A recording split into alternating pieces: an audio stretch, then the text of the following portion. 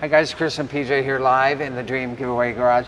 It's almost like high school, PJ. You walk into the class with your binder of all your homework, but in this case, look what we have. 1971 Super Bee. And this is what we talk about when a binder comes with the grand prize vehicle. You never know what we'll find in the binder. Sometimes we find restoration photos, sometimes we find receipts, sometimes we find the ownership history going back to whatever point. And we kind of find a little bit of all of that in the 71 Super Bee binder. PJ, how are you today? Today's a great day. A lot's going on this week, but I'm excited to see what's in this binder, Chris. Yeah. Before we get to that, raise your hand if you really enjoyed the interview yesterday with Richard Haas, the Oldsmobile engineer and original owner of that W30 car that we're giving away. We had a lot of people raising my hand. We had a lot of people who were excited about that yesterday. So nice to hear from him and what he did and how the car kind of worked its magic to get here. Oh, that's right. So let's today we're going to talk about that Super Bee, and inside of this binder I found some historical documents I have to share with you. So one of the sheets, you've heard the term broadcast sheet, and that isn't a term that's exclusive to the Chrysler Corporation. General Motors had broadcast sheets. Ford had broadcast sheets. Remember, we had one on the Boss 302 car, right? Right, not just Marty Report. No, historical broadcast sheets. And a broadcast sheet is kind of like a recipe. It tells that assembly line what it's going to do to make that particular car. What bin they go to grab the right wheels, to grab the right steering wheel, to grab the right interior, so on and so forth. And so it can tell you if a vehicle was born, let's say for example, an LS6 Chevelle, or in this case a 383 cubic inch Super Bee. And so lucky on this one, both of those broadcast sheets were discovered during a restoration that occurred some time ago, probably late 80s or early 90s. Why are there two here, Chris? Are they just copies of the same? No. Looks to me that they're both originals here. It's common for there to be two broadcast sheets in the vehicle. When they were done on the assembly line, depending upon the factory, they would stick them in secret places in the car. You might find them up underneath the dash. You might find them underneath the springs of the rear seat. I've even heard of some broadcast sheets being found up between the gas tank and the body, that they put them up there as well. Why? I don't know why. But that's where people have found broadcast sheets. You guys out there, where is the most interesting place you have found a broadcast sheet on a classic car? Be sure to comment on that. And we're talking about this 1971 Super Bee right behind Super Bee, you. absolutely. So, I mentioned on the web that the people who who owned this car from day one really cared about it. And we can look here and you see it's got an original body plate on it, numbers matching block, date-coded block. That VIN looks like it's never been removed, that VIN tag, the door VIN plate there, the VIN stamp on the block. All these tell you that this is a numbers matching muscle car, and that's big stuff in the muscle car hobby. So I've got that. We'll talk more about this some other day. Oh, maybe one quick shot there of the bee. It looks to me that looks pretty good right there. Anyway, yeah. PJ, what do you have? Hold on. Let me put this away. Then you tell me. I was able to find some photos that were in there. You found some photos? Yes, and okay. I'm going to hand you this one here. Okay, so let me look on the back here, and this is 1989. Oh, I was in the rock and roll business in 1989. Look at this. So what we're seeing here looks like they have done some metalwork here to the car. Maybe it's outside of the paint booth or the body shop, wherever it is. And they're getting ready to get this car ready for its restoration. It's amazing how that can turn into this. Yeah, look at that. So let's kind of, you said you're going to look at it from the same angle, right? Yeah, it's amazing. That turns into that. You got a couple more photos to share? I got a couple more here. Okay. We've got that one right there. You can see that the air grabber hood is not installed yet. And you can actually see the spot where it was right there. That's right. None of the emblems or anything are on there yet, but you can still see the metalwork. They're getting ready. Would this color have been the color that came with the car after? No, well, Years of the butterscotch is a high-impact color car from the factory. And so when they were getting it ready for body and paint, they had stripped all that off to get it ready to respray. You might be able to see it a little bit better here. See how you can still see it? Oh, yeah. Yeah. Okay, you got one more. Okay, One more. where's this Looks one? like 1989. Looks like the owner. Looks like the owner. And we were joking around. I hope he can stand back up straight after bending like that.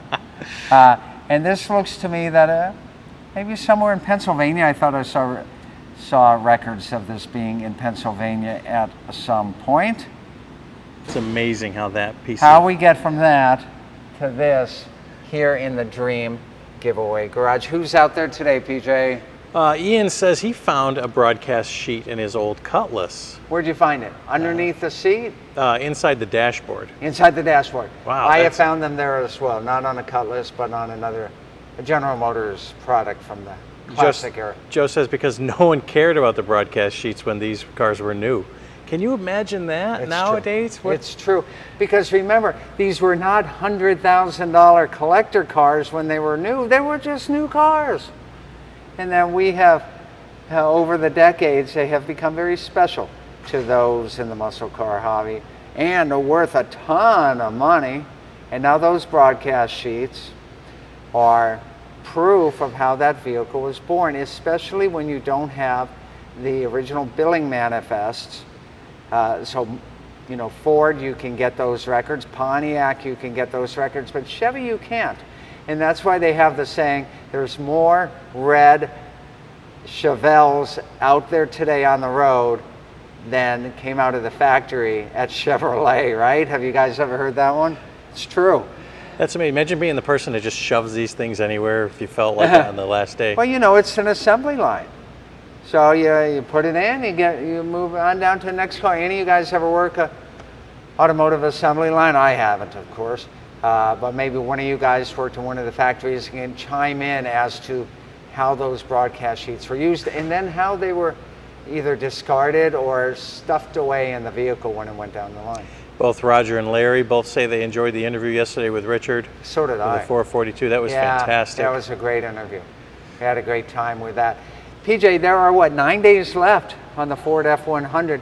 So we have it out with our good friend Sergio at VetWorks. He's doing a super tune on it so that the winner is super happy with it. And we'll have it back in a few days, and we're going to be sure to fire it up as soon as it gets back. Plus, he's installing that great set of new seatbelts from Seatbelt Planet. It's good stuff. I like how we add certain things to these prizes. Right, because remember, I think the 70 trucks, seatbelts weren't required, or am I incorrect on that? I know they were required on passenger cars in '67. You guys look that up. Let me know if I'm right or if I'm close on that. Floyd is just saying hello to hello, us. Floyd. And Joe says, great explanation about the build sheets. Chris, Yeah. I believe the Chevy record's burned in a fire. Well, you know what? That's what Chevy tells us. So, I don't know. Maybe they're hiding somewhere, and for whatever reason, Chevy doesn't want to let them out. But I have heard that official story as well, that they burned in a fire. Come on, is that a government conspiracy thing? Yeah, yes. I'm not a conspiracy theorist, but I'm not sure if I believe that the records burned in a fire story. We'll see. Hence more red Chevys than anything Hence else. more red Chevelles out on the road today. And Frank says he loves our video, so we're happy That's so nice. And yesterday was a whole lot of fun. How do you get your entries to win that F100? Or what's ending after that? The 64 Fuelie Corvette. Guys and ladies, that car is prettier than it looked in that Southern California showroom way back in 1964. So get your entries on that. And if you can't wait all the way to the end of the year to get your entries in on our 2 Corvettes, this is your opportunity to win a Corvette mid-year. Chris, they're right behind you. Oh. The 2 Corvettes and the Fuelie. 2 Corvettes right there. Where's the Fuelie? And there's the Fuelie. That's right. So the white Corvettes end at the end of the year. The black Fuelie ends, 21 days maybe? Someone can look that up ends pretty soon, but F100 and Classic Corvette are the next two to end. White Corvettes end at the end of the year. So there you have it on that. And then we've got Indian Motorcycle ending soon. And 2 days from now, we're going to be calling the winner of the most excellent Monte Carlo, right? That 87 I'm excited Monte about Carlo that. SS. That's going to be so much fun. That'll happen Thursday at 1 o'clock. No, we changed it. Thursday at 2 o'clock Eastern Daylight Time. So I always stay tuned imagine for the that. people who used to drive those 87 Monte Carlos and envision what kind of person would actually be in it, driving it around, and how maybe that happens again. And here's the thing, we're going to have to find out from the winner. With only 619 miles on that Monte Carlo, are they going to keep it like that? Or is it going to be a collector's item?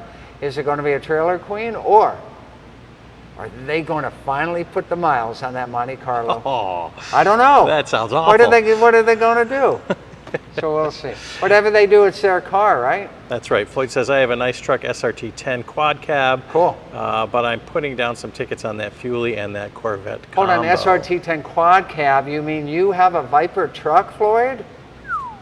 Wow, cool. Our Viper truck, of course, is a single cab 6-speed manual from 2004. Had about 6,600 miles on it last time that I looked. It does look in showroom condition. It is super sweet. And if you like trucks, of course, our latest show and tow, haven't done one in a few years. We promise we're going to do a bunch of them. And we're starting off with the Ford F-150 and that 1966 Mustang and the most incredible lowering trailer on earth from our friends at Futura Trailer. Oh, yeah, it's good All stuff. of these are at dreamgiveaway.com. I know, it's amazing. We got so much going on. Jen says, I'll be in it. I'm assuming the 87 Monte Yep. Carlo. And then Floyd says, bought it in Tampa. Wow. Wow. His SRT 10. And you didn't come visit us, Floyd? You bought it in Tampa? You didn't come visit us in the Dream Giveaway Garage? We're right over the bridge. Yeah, next time, come visit us. Okay, one other look at these pre-restoration photos, or let's say while they're doing the body work, before they've done the paint. These are all from 1989, as it says on the back there. And now And look they at did it. a great job. Now look at that. And that's only half of the grand prize. As soon as Dodge gets that Charger Hellcat Hellbee built for us, we'll be pairing that up with this and giving away both of those incredible B cars. Is that why you have a Hellcat shirt on today, Chris? No, I just happened to put it on. I like looking stylish, PJ. Good deal. We'll see you guys tomorrow. More great fun, more great action, more great grand prizes, like a 71 Super Bee with a 383 and a 4-speed and a pistol grip, an 8 3/4 rear end. It only happens here live in our favorite place on earth. You know where that is, the Dream Giveaway Garage. See you next time, everyone.